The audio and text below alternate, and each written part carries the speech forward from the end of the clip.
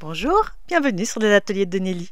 Je suis vraiment ravie de vous retrouver encore cette semaine pour faire une boîte. Et oui, nous varions les plaisirs. Parfois sur cette chaîne, nous présentons des tutos de cartes. Parfois, ce sont des tutos de mini-albums. Et aujourd'hui, c'est une boîte que l'on va faire. Mais comme on adore tous recevoir des cadeaux, on va faire une double boîte. On double le plaisir. Mais tout d'abord, laissez-moi me présenter. Je suis Nelly Boudet, je suis démonstratrice pour la marque de loisirs créatifs Stampin' Up. Et toutes les semaines sur cette chaîne, je vous fais de petites vidéos tutos pour que le scrapbooking, la carterie soit toujours un vrai plaisir pour vous faire découvrir de nouvelles choses, mais aussi pour vous aider à utiliser ces super jolis produits que nous avons. Si vous êtes intéressé par les produits Stampin' Up, si vous désirez recevoir gratuitement un catalogue à votre domicile, n'hésitez pas à m'envoyer un mail sur lesatelierdesnelly@gmail.com et je me ferai un plaisir de vous l'envoyer. La voici la jolie boîte que nous allons faire ensemble aujourd'hui. Elle s'ouvre avec une petite ceinture que l'on pourra décorer à notre goût, bien sûr. Et nous pouvons ouvrir deux boîtes, une de chaque côté. Elle est parfaite, cette double boîte, pour les gourmands. On peut mettre le double de friandises. Elle est parfaite aussi, par exemple, pour des cadeaux de naissance. D'un côté, vous pouvez mettre un petit dépliant avec des photos. De l'autre côté, un petit cadeau, un petit doudou. Parce que je ne vous ai pas dit, mais cette boîte, elle peut être faite dans n'importe quelle dimension. Je vais vous présenter celle que je vous montre là à l'écran. Mais à la fin de la vidéo, je vous montrerai un autre modèle que j'ai fait dans une autre taille. Mais pour réaliser notre petite boîte, nous allons avoir besoin de 2 feuilles A4 de papier cartonné. J'ai choisi des feuilles de couleur bien beige parce que c'est une couleur neutre qui est vraiment super sympa, qui s'accorde parfaitement bien avec la douceur de nos petits lapins. Et dans la première feuille, je vais découper un rectangle de 15 par 16 cm. Je vais mettre le petit côté, donc le côté à 15 cm sur le bord haut du massicot et je vais plier. Alors attention parce qu'entre 15 et 16, on ne le voit pas à l'œil nu souvent. Donc regardez bien quel est le côté à plier. C'est du vécu, bien sûr, je me suis trompée. Et du coup, dans les parties à 15, il faut plier à 3 cm, à 7 cm, à 10 cm et à 14 cm.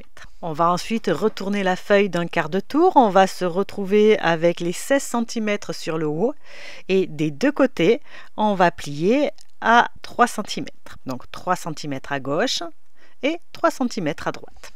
Voilà ce que l'on obtient. On va mettre à la droite la pliure de 1 cm, donc la toute fine.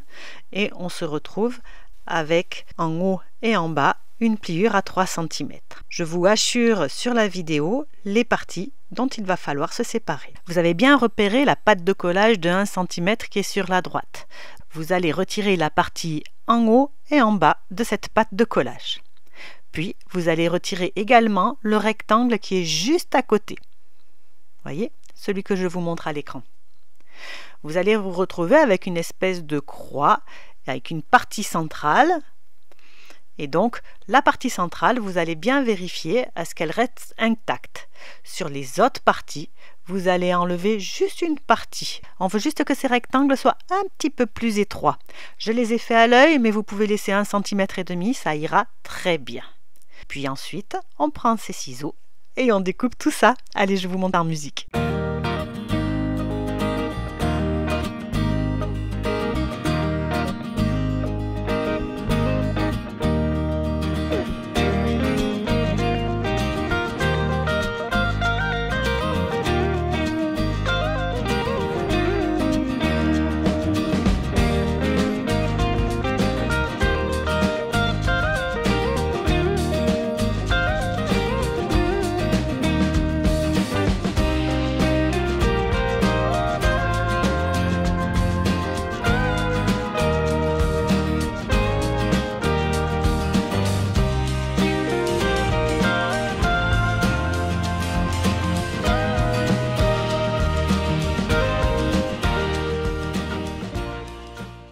Est-ce que vous avez bien repéré les 4 languettes qui sont un petit peu plus étroites?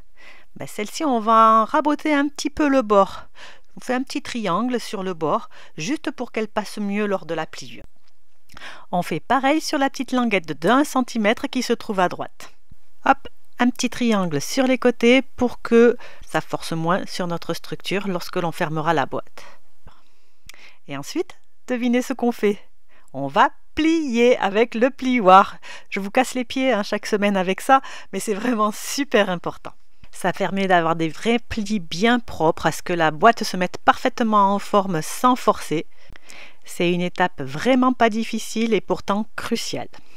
Parce qu'ensuite, on va passer au collage et notre première boîte sera complètement terminée. Pour coller, c'est très simple. On va mettre de la colle sur les pattes de collage qui sont un petit peu plus étroites, vous savez, celles qu'on a rétrécies, puis celles dont on a raboté un petit peu le bord.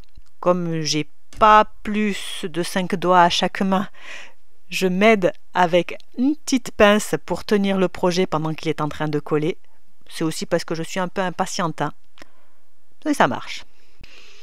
Et voilà ce que l'on obtient une fois que tout est bien collé. Je vais maintenant faire un petit trou dans la boîte, vous savez, c'est pour en faciliter l'ouverture, pour qu'on puisse passer son doigt et relever un petit peu le couvercle sans problème. Je prends le centre de ma longueur de boîte, fait 10 cm de haut, donc je vais à 5, et avec une toute petite perforatrice ronde, je vais perforer un demi-cercle. Ma première boîte est déjà terminée, il faudra maintenant en faire une seconde exactement la même, exactement le même tuto. Je ne vais pas vous le répéter, sinon vous vous endormiriez volontiers devant, mais voilà ce que l'on obtient une fois qu'on a fait les deux. La structure est presque terminée, il faut maintenant que l'on découpe la plateforme qui va permettre de réunir ces deux boîtes. Cette plateforme, c'est un rectangle qui mesure 10 par 14 cm. On va mettre le côté de 14 cm sur le bord haut du massicot et on va plier à 4 cm, à 7 cm et à 10 cm. Le rectangle que l'on obtient, on va commencer par le plier avec le plioir et le pli du milieu, on va faire un pli montagne, c'est-à-dire qu'on va le faire monter vers le haut. Les deux autres dans l'autre sens, comme si on faisait un accordéon. Et voilà ce que l'on obtient. On va coller les deux boîtes sur leur base et la structure là sera complètement terminée. Mais avant ça, pour que ce soit plus facile, je vais coller le papier imprimé que j'ai prévu pour l'intérieur. Alors à l'intérieur, vous pouvez mettre, bien sûr comme moi, du papier imprimé, vous pouvez aussi écrire un vœu, vous pouvez mettre un texte, c'est vous qui voyez. Vous pouvez mettre même des photos, ce serait super joli. J'ai décidé de mettre du papier imprimé puisque je n'ai pas de photo pour l'instant. Je ne sais pas encore à qui je vais offrir cette jolie petite boîte. Et le papier imprimé que j'ai décidé d'utiliser, je vous le présente là à l'écran. Il s'agit du papier imprimé livre de compte qui est vraiment magnifique avec une petite ambiance à la Béatrix Potter que j'adore. Ce papier, il se trouve dans le catalogue Stampin' Up du printemps 2025 et il a une particularité, c'est que vous avez 5 papiers dans la collection recto verso, comme d'habitude, et que la dernière planche, c'est une planche de die cut avec des petits personnages qui se découpent et qui sont vraiment trop beaux. Vous allez voir, je vais les utiliser pour la décoration, ils sont vraiment trop mimi. Dans le papier de la collection que j'ai choisi, je vais découper deux rectangles de 2,5 par 9,5 cm et je vais les coller au centre du socle de la boîte, bien sûr. Et une fois que je les aurai bien collés, je pourrai coller les deux boîtes de chaque côté. Ce socle va relier les boîtes entre elles, donne beaucoup d'originalité à ce projet. Voilà ce que l'on a à ce stade-là. Ben voyez, notre projet il est pratiquement déjà terminé. Il ne manque plus qu'à procéder à la décoration. Et pour cela, nous allons construire une ceinture. Cette ceinture servira à la fois à contenir le projet, à le fermer correctement et bien sûr à le décorer. Pour la ceinture, je vais découper un rectangle de papier imprimé de 4 cm sur 24,5 cm. Je vais mettre le grand côté sur le bord haut du massicot et je vais le plier à 3,2 cm, 11,4 cm, 14,6 cm et 22,8 cm. Je le plie comme il faut avec mon massicot et ensuite je colle les bords et je pourrai entourer ma boîte avec. Je vais ensuite créer une étiquette avec le lot qui vient avec la collection. Un lot chez Stampin' Up, c'est un ensemble de tampons plus matrice de découpe. Et je vais utiliser pour ce projet cette étiquette-ci que je vous montre à l'écran. C'est un joli cadre qui sera parfait sur le devant de ma boîte parce que sa hauteur correspond parfaitement à la hauteur de mes deux boîtes. Je vais donc le découper en deux couleurs. Une couleur café, c'est-à-dire un petit peu foncé, et je vais faire l'intérieur dans un papier imprimé qui est bleu avec des feuillages. C'est la même matrice de découpe qui est utilisée. Pour la partie foncée, je vais utiliser l'extérieur. Pour la partie bleue, je vais utiliser l'intérieur. Il suffit de les superposer.